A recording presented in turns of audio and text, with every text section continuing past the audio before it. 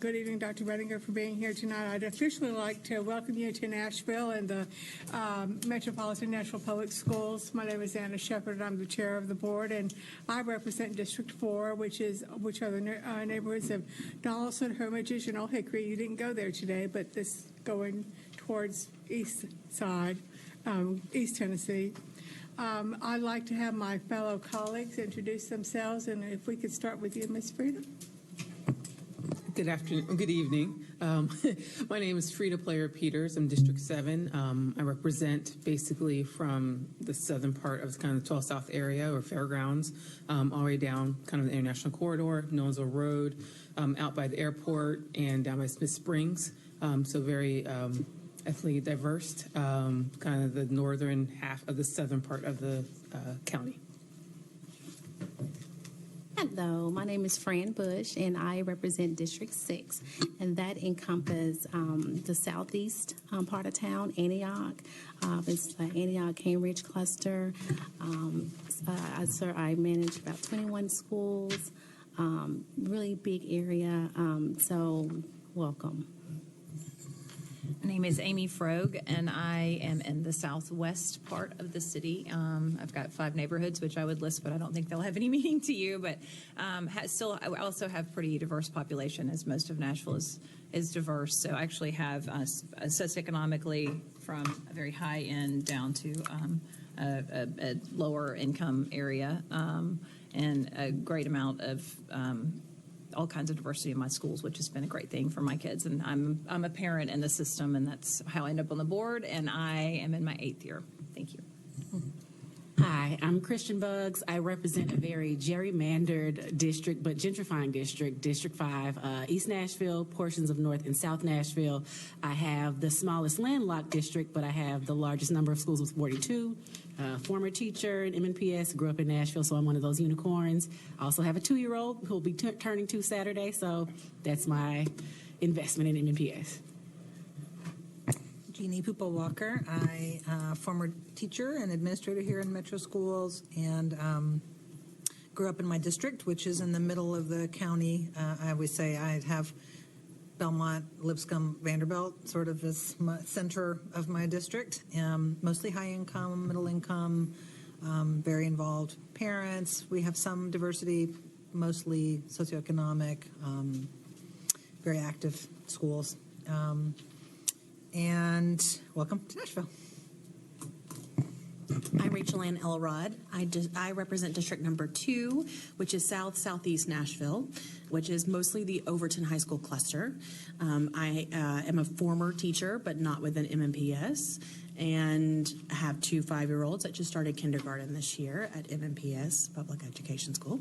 And we have involved parents, diversity in some groups socioeconomically and some in more language, and we're glad to have you today. Hi, Sharon Gentry, District 1, northern part of the county, largest land lot, but not the largest number of schools. I think that number changes every time she introduces herself. They keep growing. They keep adding to me. I also have kids in the district, and welcome. Well, we know you've had a long day touring schools and seeing parts of the city and meeting many people. So we're grateful that you have considered taking this important role within our city, and we appreciate your being here tonight so we can, take a deeper dive as, we look forward to learning more about you and your skills.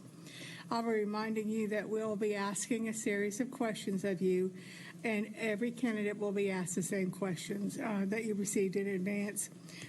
Excuse me, the questions cover 10 criteria. Each board member has been assigned a particular criteria, but because we believe consistency is important, please be assured that we're asking the same questions of each candidate and allotting the same time to each candidate. And this interview will last up to an hour and a half.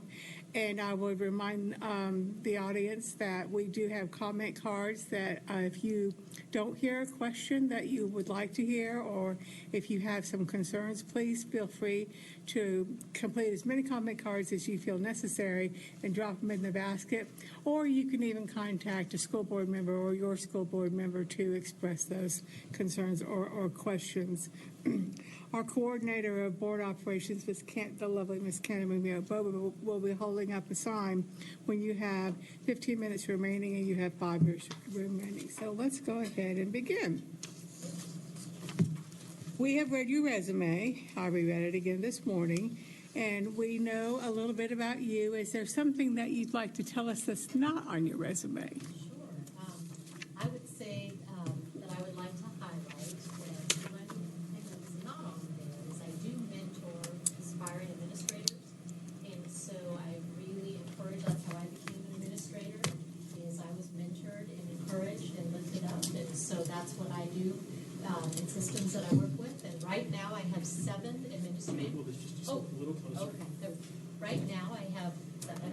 Yeah. Right now, 7 administrators that are aspiring superintendents that I am mentoring in their different programs. There we go. Yeah. And so that is something that's not on my resume that I enjoy very much, is mentoring, encouraging, and lifting up aspiring administrators. Thank you. What would you do to create an atmosphere in the schools that will lead to an excellent educational experience for each and every child in MNPS? So I feel very strongly about the importance of equity, and so making sure that we have opportunities for all of our students. And so you can't have excellence for everyone without equity in the classroom. So I would really focus on that area and utilize programs to help expand it. So we use programs like AVID, Advancement via Individual Determination, and that's a critical component to help excellence for everyone and lift everyone up. Also, I know you use the ACT, but the SAT, we make sure that we offer that to everyone during the school day, and it's paid so that there is the equity as well. So the only way you can have excellence across the board is to make sure that opportunities are provided for students equitably. Thank you. So what would you consider one of your major strengths that you would bring to this position? So I would say that I do have 13 years of successful experience as a superintendent. So I've been in the hot seat where the buck stops with me for quite a few years, and also collaborative and a very active listener and very visible. So I would say those are some of the major strengths. Well, thank you. And I'll move on to the first criterion and ask those questions. There will be 2 under this particular criterion. Would you please give us an example of when you changed your mind and taken a different course of action as a result of listening to others? Yes. So I want to use an example with assessment. So we had a new assessment system for K-12. It was called IO, and it was pretty cutting edge. It was new, and it was aligned to Smarter Balanced Assessments, which was when we had the Common Core and the SBAC. And we were told this was an awesome program, would really help our teachers save time and real efficient. So I was all excited about it and championing it. And then I started my school visits. I visit every school twice a year with staff, meet with staff, and just find out how's it going, what's going well, what's not going well, and what can I do to better support you. And I started to hear a theme of this assessment does not work. It's causing us more time, and it's not working. And so I really changed my mind. And thanks to all the staff input, we stopped using that assessment, and we made sure we had a lot of staff voice in choosing a new assessment.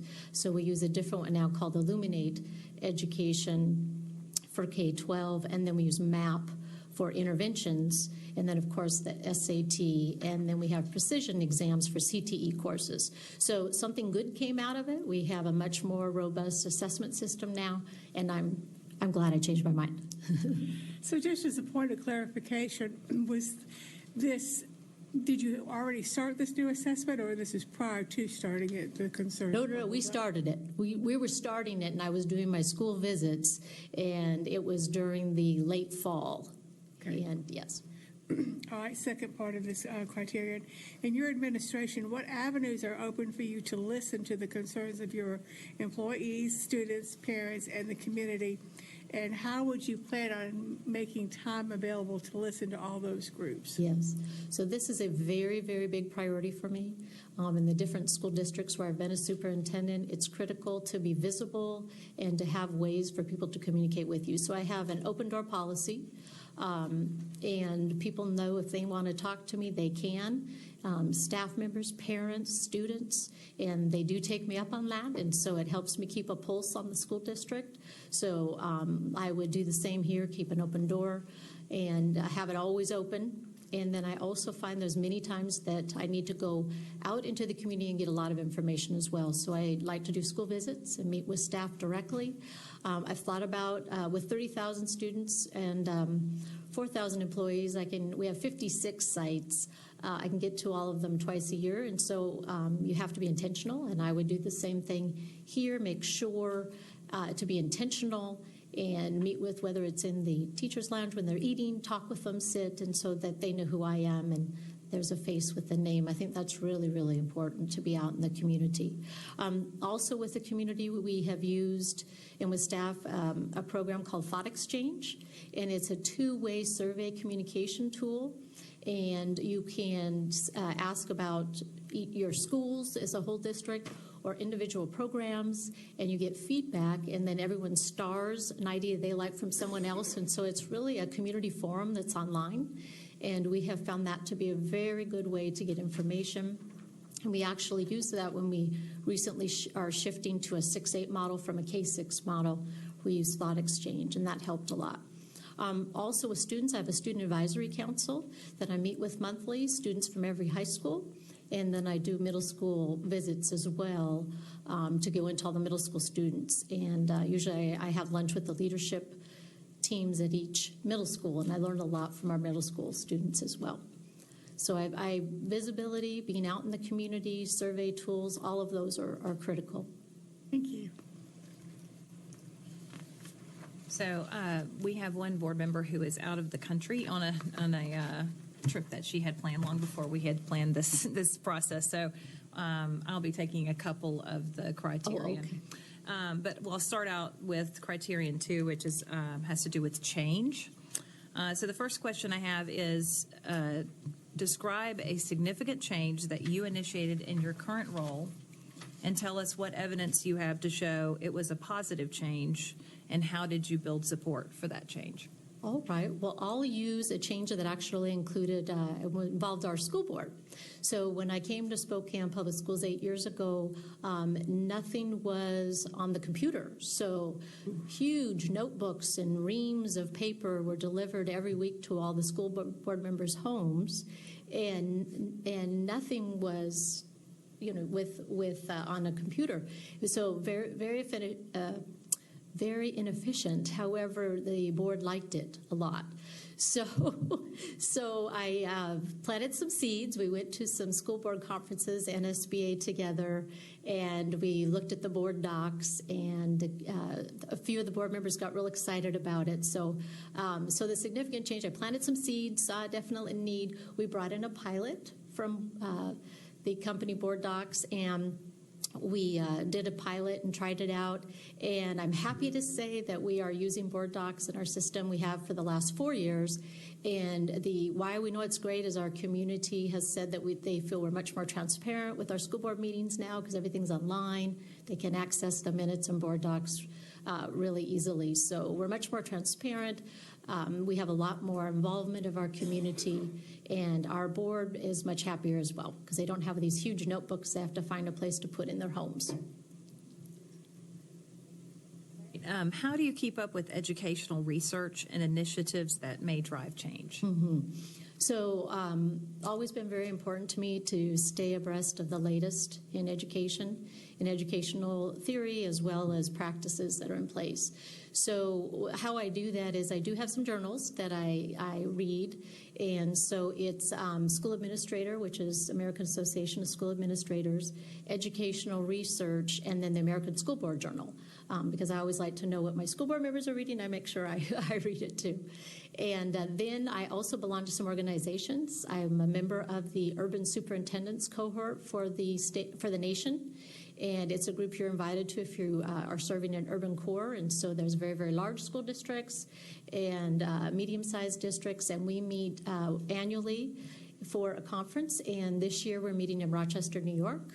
and it's all the latest in terms of research and ways that we can help our diverse students in needs. Last year, it was social emotional learning, and they actually had it in Boise, Idaho, so that wasn't too far for me to go. But this year will be in New York, which I'm very excited about. I also belong to an organization called Institute for Educational Innovation, and we have conferences. When I have a busy schedule, because it's very important to me to be in the schools, I don't always go to that one. The Rochester one's in the summer, and so in July. And so that I feel better about going. I'm very careful about being gone too much, and so I find a variety of different ways to make sure that I'm staying abreast. I like to go to the National School Board Association conference. If one board member goes, we've had as many as 1 up to 4, and we always try to go to that. I know this year it's in Chicago. It's a good opportunity for us to learn about new programs. And then, of course, AASA.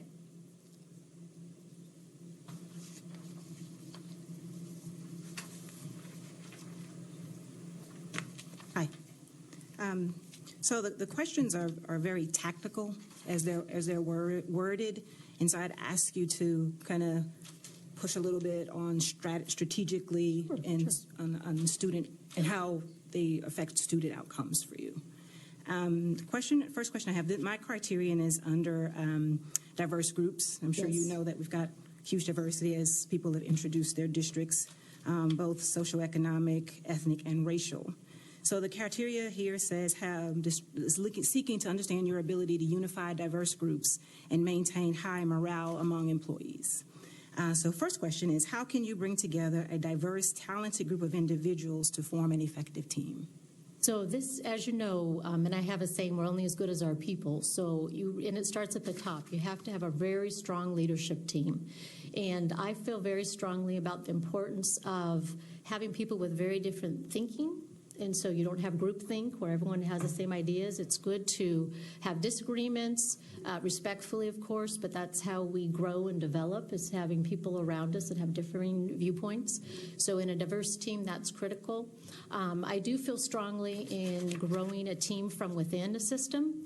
So in every district where I've been a superintendent, I've not brought a team from where I've come from. I think it's very important to grow from within and not cause that upheaval. It can be very stressful in a system if everyone is worried that someone's going to come in and clean house. So I'm very sensitive to that, and I have been in all my superintendencies. And then to look where people are placed and see if they're better suited maybe in a different position, put the right people on the right seats on the bus, and make sure that they're supported and really,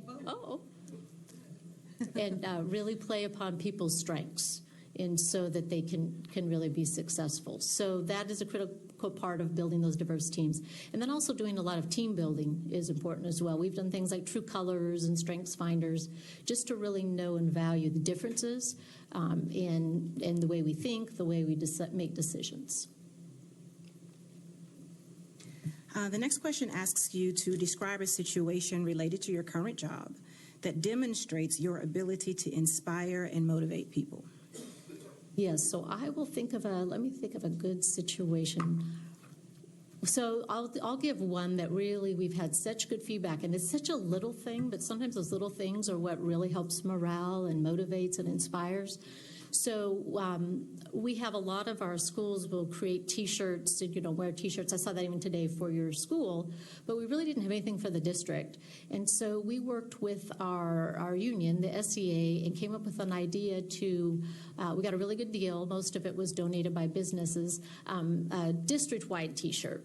And it was kind of gray with white, and you wouldn't think that something that little, but it made such a huge impact. And everyone wears those shirts, and they're so proud. And people say, you work for Spokane Public Schools. So there are ways you can do that, but you really have to listen to staff, because what motivates and inspires is different for everyone. And so I really work hard to try to get to know individuals and know what inspires them, what motivates them. I'm sure for some of the staff here, the Wellness Center, I know that inspired me when I saw it today. That's very neat. But for others, it might be something quite different. So that's just an example of the district-wide T-shirts. And SPS, we changed it into serving others, practicing compassion and kindness for the P, and the last S, striving for improvement. So that's kind of our theme. that we have, and that everyone reminds each other about that. Thank you. Last question. Cite an example of what you have done to build and maintain high morale among your staff.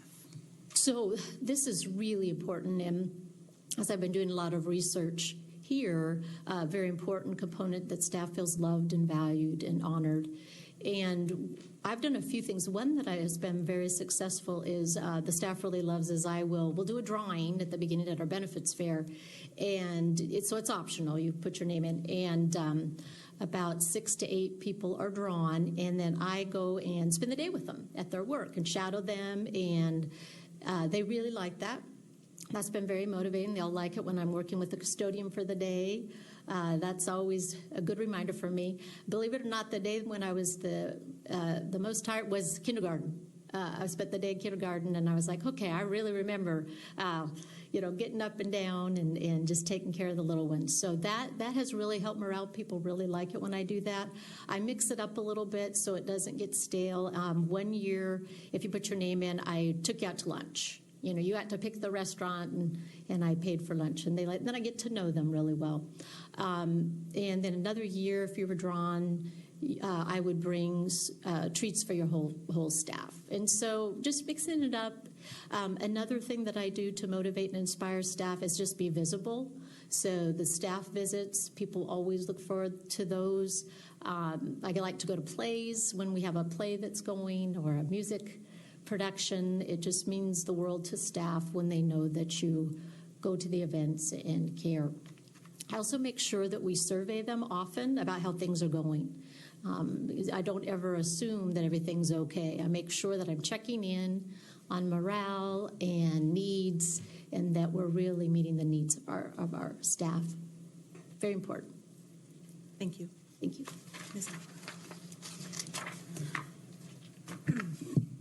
My questions are relative to problem solving, showing judgment, and analysis. So the first question is, to think of a problem that was brought to you recently, what was that problem, and then how did you handle it?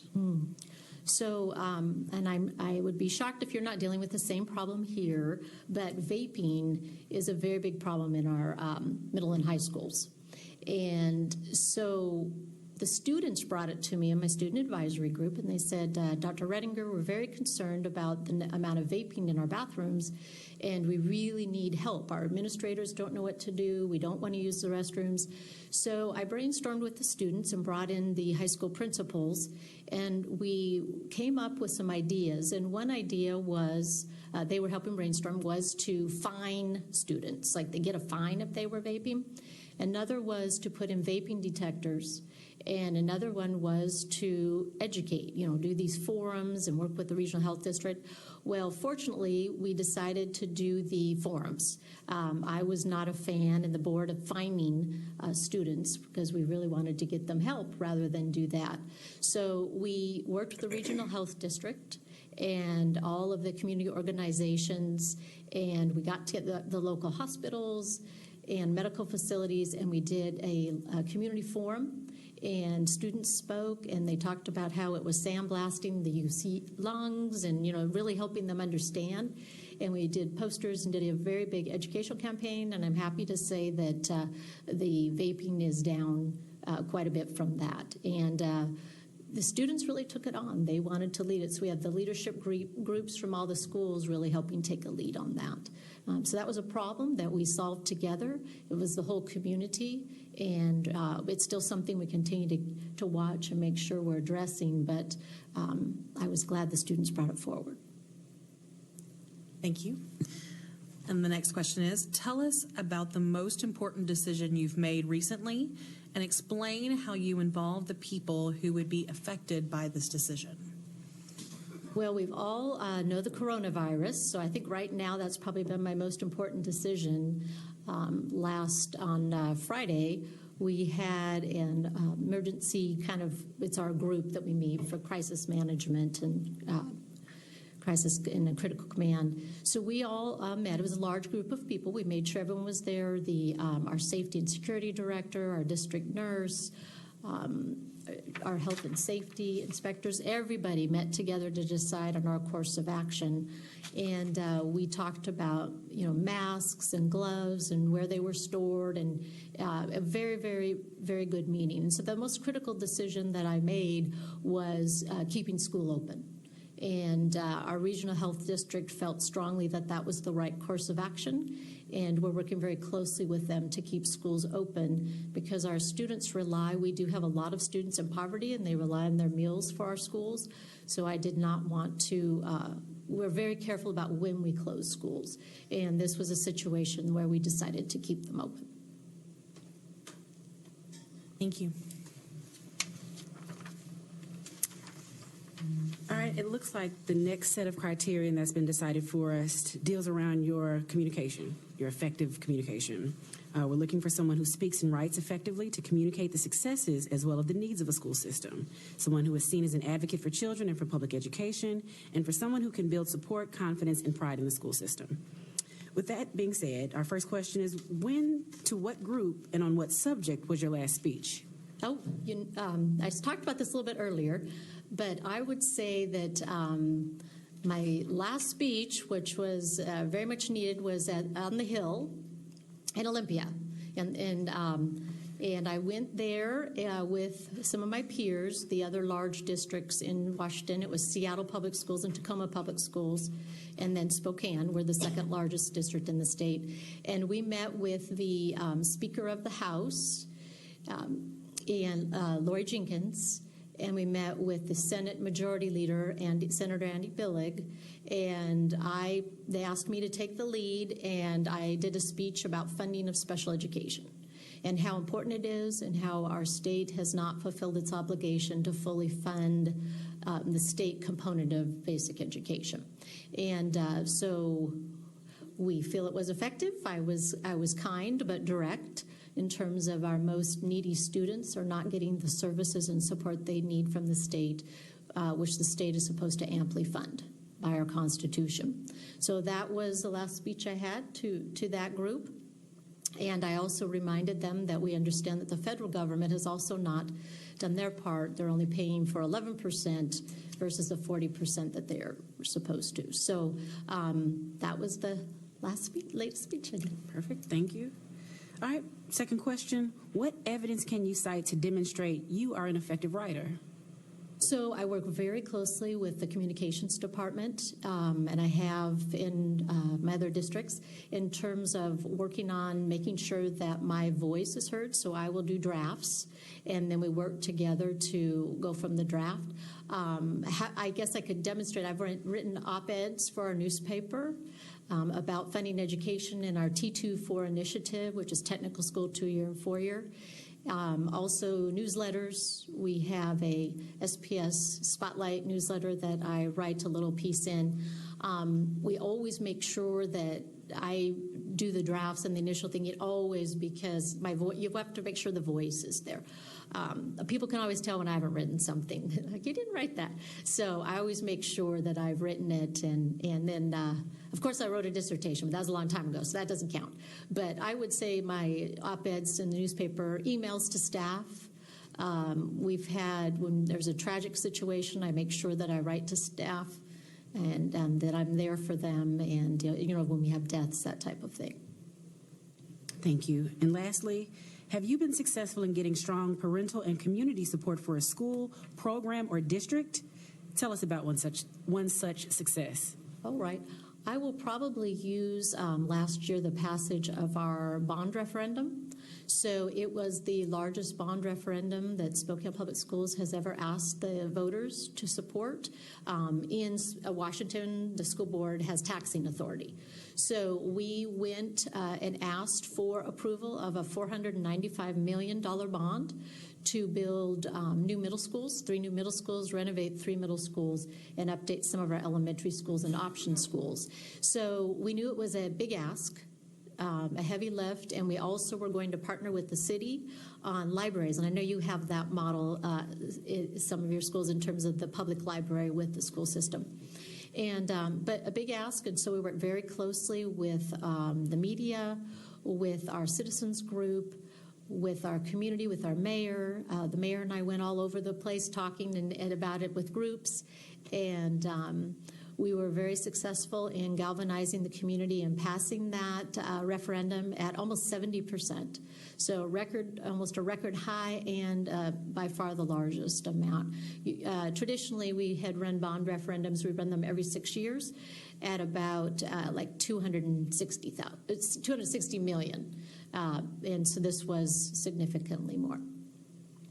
But we were happy that, and now all the projects are in process, and we're on time and on budget, so we're proud of that. Thank you.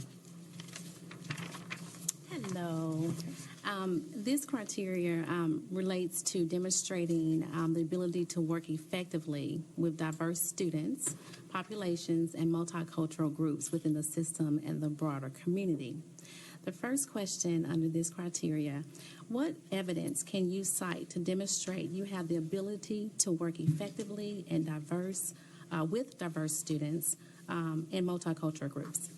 So I'll use an example.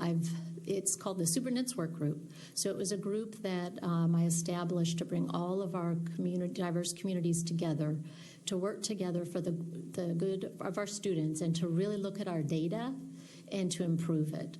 So we had students that are very involved. We have a Black Student Union in 2 of our high schools. Those students were very involved and come to the meetings. And the goal was real in our ministerial association, as well as NAACP, ACLU. We all came together to really take on the issue of disproportionality in our discipline data. And I'm happy to report we're really improving that data. We still have ways to go. We also looked at arrest data. And in terms of arrest data, we've really made huge progress there, but we couldn't have done it without the Spokane Police Department, our SROs, and the community coming together with juvenile justice to make that big difference. Students feel now that they have advocates and they have a place to go and are feeling much more heard. And I think that has been really critical as we're moving forward. Thank you. The second question is, how can diverse community groups be united for a common cause? So we have some amazing groups. I would say one we have, her name's Frida Gandy. I've tried to hire her over the years. She's amazing. She runs our local Martin Luther King Center, and she was struggling with funding, and everyone really came together, the school system, our mayor, our city council, to help her actually build a new center and take over one of the community centers. And so everyone worked together and to help lift her up and help her be successful. And she serves a very diverse population. And she's able now to offer Head Start and preschool, but we were at risk of losing it. And so just that everyone came together to lift her up and help support her has been very good for our community. And then we haven't lost ground with our students.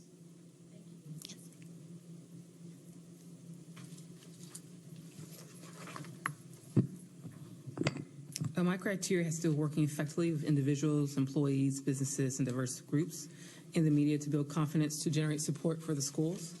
What have you done to create excitement to generate support for public schools? So this is a real focus for us. And when I came to Spokane 8 years ago, there was not a lot of confidence in the school system, and there wasn't support from the mayor, and it was everywhere I go in my listening and learning, there just wasn't excitement and support. So after my listening and learning kind of brought all that together, and I worked very closely with our local media, the newspaper, in terms of really trying to highlight stories. You know, if we don't tell our story, someone else will, and usually that's not positive. So really owning that story. We hired an individual who did an excellent job of making YouTube videos and highlighting our story, and we put those all over, and the community just loved those about Spokane Public Schools. In terms of the Chamber of Commerce, it's called Greater Spokane Incorporated, I became very active in that. And so the business community really has wrapped their arms around Spokane Public Schools in terms of the economic viability of the community really relies on that, our strong school system. And our business leaders get that, and they didn't before. that the school system, a successful school system, is an economic driver for the community, and you need to put resources there and support the schools. So doing that is a way to build pride as well, and then just our own staff feeling supported and cared for, so that they're wanting to say good things about the system that they work for. That's critical for building pride and making sure that everyone is supportive of the school system. Those are some of the main ways we've done that. I also take pride in being very active in the community that I serve. So Rotary, Lions Clubs, United Way. I served as the board chair for United Way for a year, and then I've served on United Way. But you really get a feeling of the pulse of the community when you belong to those organizations, and they'll really give you feedback. How have you worked with the following groups to generate support for the schools? Employees, businesses, diverse community groups, and media. You cover about two of them, but Yeah. what about employees and businesses? Yes. So businesses, we do a lot with students shadowing and apprenticeships, and so that has really strengthened the support. So we have a very strong CTE program. We're the host district for what's called the Skills Center. And so in that program, we partner with businesses, local businesses, and then that has really helped the partnership with businesses. We also have where they do business at school, where they'll come into the schools. We do a lot with junior achievement. And just the more and more you get businesses into the schools, then they become a champion for the schools. Also businesses, we have a program called Bite to Go, where churches and businesses adopt schools. So all of our schools are adopted now, and they do a Bite to Go program where they come in and they mentor, but they also we work with Second Harvest, which is our food bank, and we do backpacks for food for our most needy families at all of our schools that go home every Friday, so they have food over the weekend. We have a lot of food insecurity in Spokane, and so that's been a critical component. But getting the business leaders into the schools has really built that pride. For employees, just visibility has been huge. Making sure that we keep up with pay with the neighboring districts, that's been big for morale, that they feel valued and know that they have a competitive wage. And again, just being visible, listening, giving many opportunities for input. Something I feel very strongly about is having staff give input into the hiring of their principal. So we have kind of an unconventional model. We're very careful. We work with HR where we go in. Actually, I'm flying back early tomorrow because I want to get there in time to be involved with it tomorrow.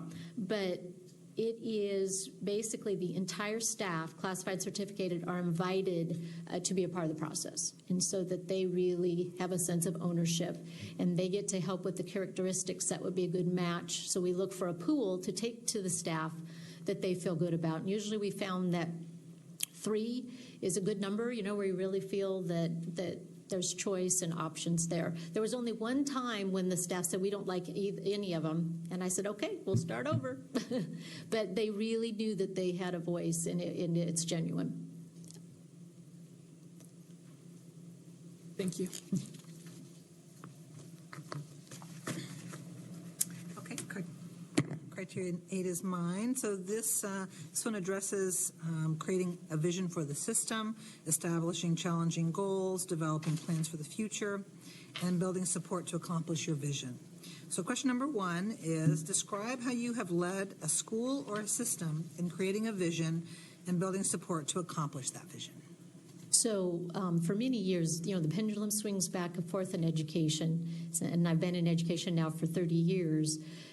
It's real. What happened in Spokane is there was really a focus on 4-year, and our businesses and our community was really feeling we weren't respecting or valuing technical school in 2-year.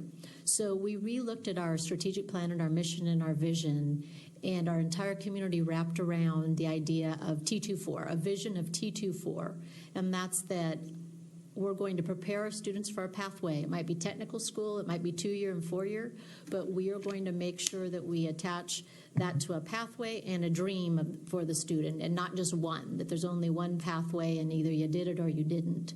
That was really affecting student efficacy, thinking that they're either able to do something or not, and how important it was to have the technical 2-year and 4-year, and military. We had that as part of the is, well, it just wasn't as catchy, T24, but military is a piece of that too. But just really supporting our students, and that vision is very strong in Spokane. And I think that's helped build pride in our system as well because of our value of our community colleges system, which is very strong in Spokane, and in our technical schools. Okay. Tell us how you have used planning and goal setting to improve your schools or system.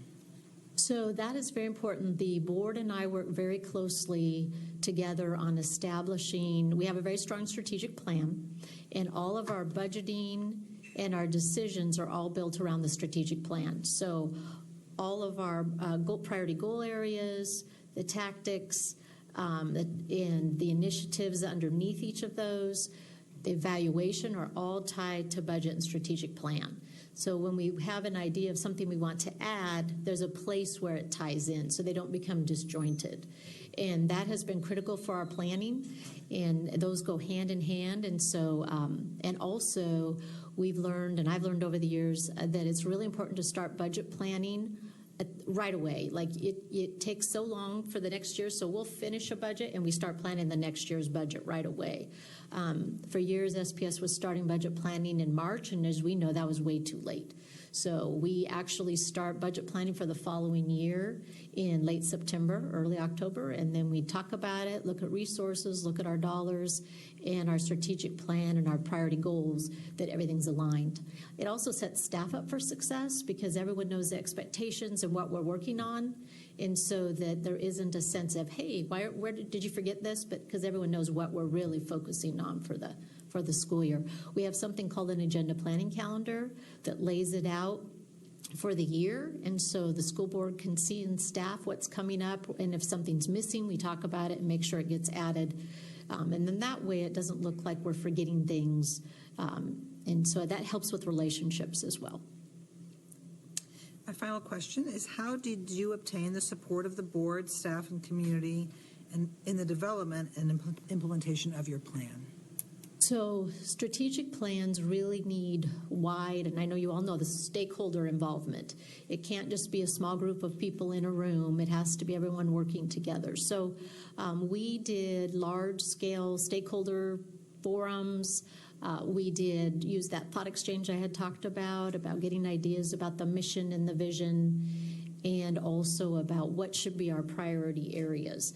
And we did a lot of research and made sure that we didn't have too many, because if you get too many, then nothing gets done and everyone gets frustrated because you feel like you're just spinning in circles and not getting anything accomplished. So really targeting to have a select number and making sure that everyone is excited about those and that they can get around them. Because if you're not addressing the issues that you're hearing, then you can't get buy-in, and people don't want to follow and be a part of it. So just really listening, making sure there's lots of opportunities for input, and then have a plan and then do something. We all know that if we ask people's thoughts and don't do anything with it, that really causes frustration. And after a while, apathy, because they don't think really we're listening. So action is really important as you move forward. So it's back to me, and I have a few questions about budget and funding issues. First question is, explain how you would develop a school system budget and tell us who you would involve and how you would involve them. So again, starting very early, you need to make sure. We in Washington, we have a biennium, so we know for 2 years what our budget is. So it's important to know how long you have to plan out as well, whether it's 1 year, 2 year, 3 or 4. 5 years is hard unless you have a crystal ball to plan a budget in education. But you really do need to have some kind of at least a 2 year going forward. What we do and what I feel strongly about is a lot of time for input. My goal is always with budgets that staff and community say, okay, already, just make a decision. We've given you feedback, because we want to make sure they have not felt that they didn't have input to a budget. And especially when you're doing any kind of cuts, it's real important to get that input. So what we like to do is start early. give lots of opportunities for input, have a well thought out plan about the budget tied to strategic plan and the goals of the system so that everything is aligned. And then in the end, we have to make hard decisions because, as we all know, public education, our dollars aren't going as far as they used to. And so we have to be creative also with the budget and make sure we're out there really asking for support where we need to. I know here it's the council, the mayor, and that those relationships would need to be established right away, in my mind, if I was selected, because they're critical to helping make sure resources are provided and that they hear us loud and clear on what we need. And I work hard to do that in budget development so that you keep relationships intact. And similar to as I talked about going to speak with the Speaker of the House and the Senate Majority Leader, I've kept those relationships intact, so it's just steady pressure, but it's respectful, but it's clear, and that's a big part of budgeting as well. What steps would you take to ensure school funds are spent wisely and accounted for properly? So very important. Audits are critical, and in the systems I've worked in, we make sure we always have good relationships with the auditor. They need to feel welcome, and we need to let them know if there's something wrong, please find it, right? So you want to make sure that you give them the things they need so they can do an effective audit and can really look through. So I'm a huge fan of audits to look at everything. Internal controls are very important as well. So what are our processes to make sure we have internal controls, like are two people signing checks, who signs for travel? That a lot of times things fall apart when those internal controls are not strong and there's not someone auditing and watching for that. So those are real important. I think, too, making sure that how we're spending our dollars are aligned with our goals. That is a critical part of spending our money wisely. And then, too, looking for efficiencies that make sense. We were talking earlier about the student-based budgeting. Sometimes that's efficient, and there's some parts of that that might not be as efficient.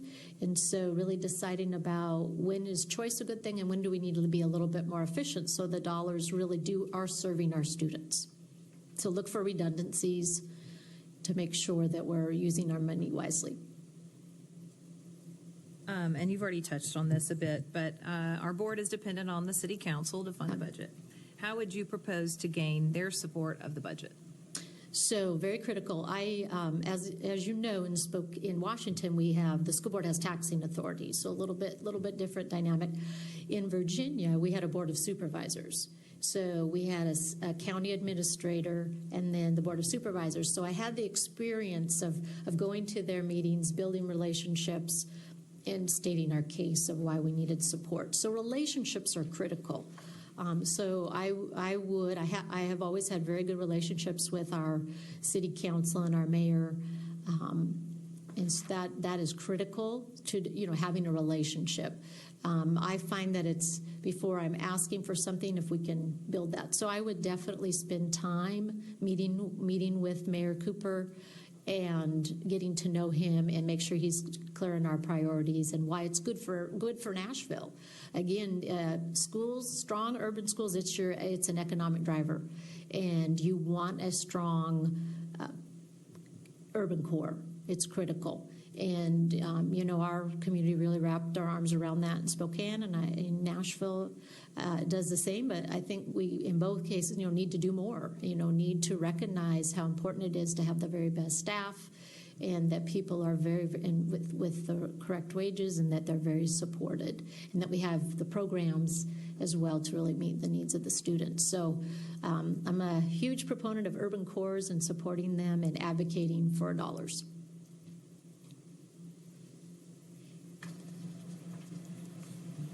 And I have the last criteria, which, kind of centers around your experience as a teacher and a principal, and making sure you have the knowledge and the knowledge of instruction for our students. The first question under this criterion is describe your experience in developing, implementing, and evaluating an instructional program that has improved educational outcomes for students. Okay. So I've had a lot of experience in teaching and learning as an executive director for teaching and learning for 6 years, and then also as a teacher and principal. And the program I would use is AVID. I'll use that for an example, the Advancement via Individual Determination. We started AVID as a small pilot program, like an elective for the high school, and we weren't seeing any outcomes. And then we continued to send staff to conferences to learn about it. And we were fortunate enough that the director of AVID agreed to do a district-wide training. This is very rare, but she agreed to do it for us at Spokane because it was getting so expensive to fly people all over the country. And so she did, and that was a huge turning point for us. And we were able to train our entire staff, and we've seen huge outcomes for our students. Now we have AVID district-wide, starting at elementary, middle, and high school, and we have demonstration sites for AVID where people can come and see how to do it. We have videos they use that highlight a couple of our middle schools. So that is an example of really helping. We really feel AVID has helped with our graduation rate.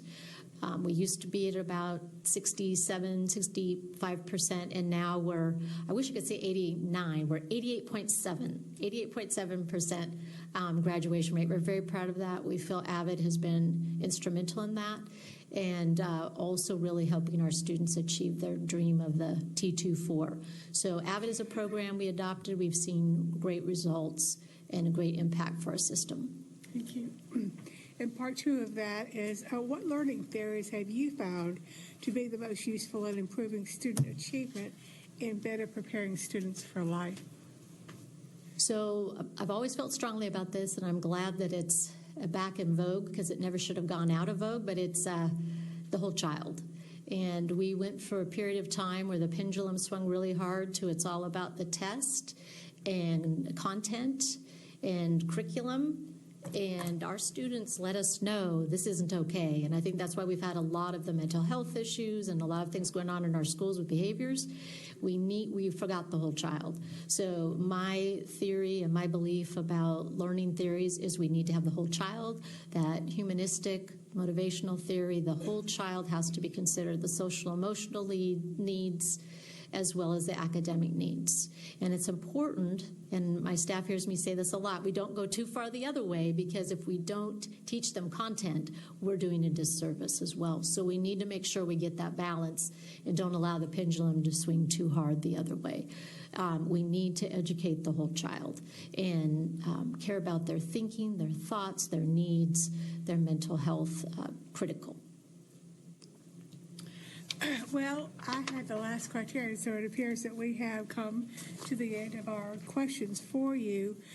Again, as a reminder to the audience that's here, if you have questions or comments, please feel free to complete a comment card over there held by Dr. Sevier and put them in the basket so we as a board can use those in our evaluation for this process. Any last minute comments or questions? Hopefully I didn't go too fast. I knew there was a lot of questions, so I tried not to go too, belabor it. So hopefully I went deep enough. That'd be my hope, that I went deep enough.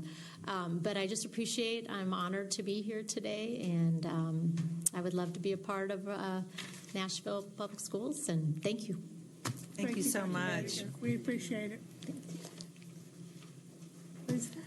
Good job, everybody. Yes.